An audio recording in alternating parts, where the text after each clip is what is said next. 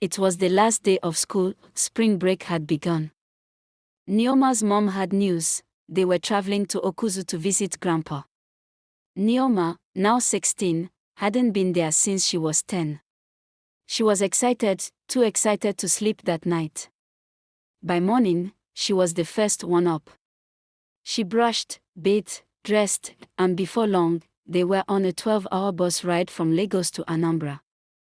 At 4 p.m., they reached Onitsha and took a cab to the village.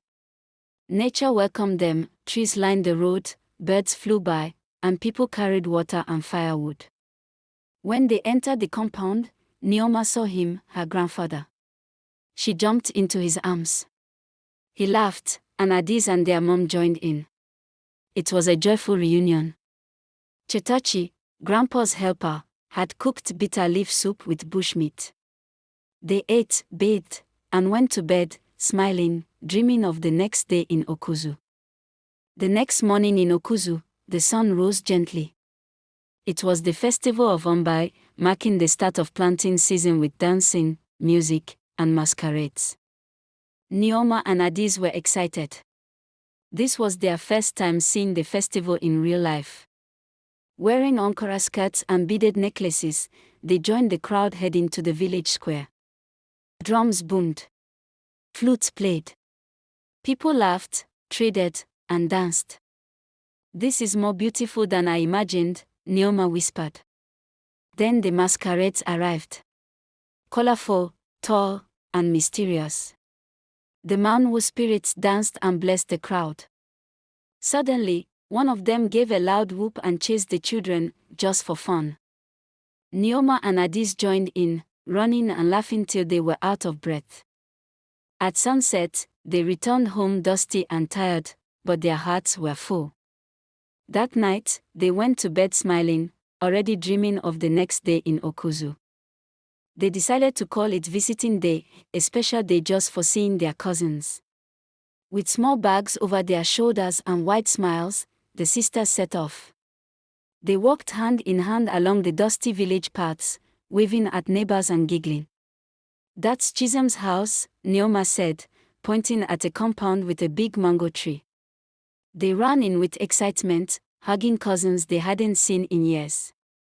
From house to house, they visited. They shared snacks, played games, told stories, and laughed until their bellies ached. Under shade trees, they talked about school, Lagos life, and village fun. They raced in open compounds, shouted with joy, and climbed small trees. It was pure happiness. As the sun lowered, the girls walked home, dusty and tired, but full of joy. It had been the perfect visiting day. Their hearts were full, with love, laughter, and memories that would last. 4. Farm day with Grandpa. The sun was bright, and birds chirped as they walked through tall grass. It was harvest day. They carried baskets and sacks, ready to collect food for their return to Lagos. Grandpa showed them the yams, ripe plantains, bananas, and sweet fruits. They dug up yams, cut plantains, and picked guavas and oranges from trees. Their mom smiled as they gathered herbs and clay too, for cooking and skincare. Nne-oma and Ada-eze chased each other between the crops, laughing and sleeping in the soil. Ada-eze screamed when a grasshopper landed on her leg, and they all burst out laughing.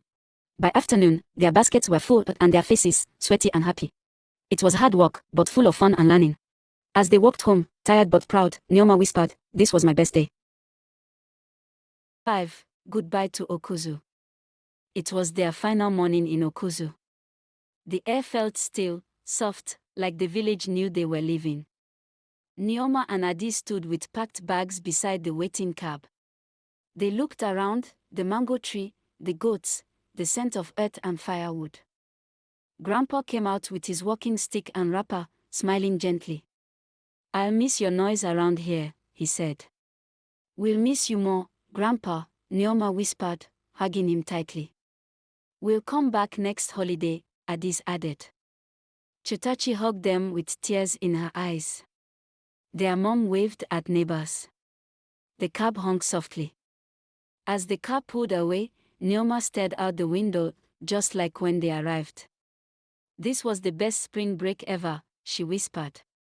Beside her, Ada-eze slept. The village faded behind them, but the memory stayed, Bright, beautiful, unforgettable.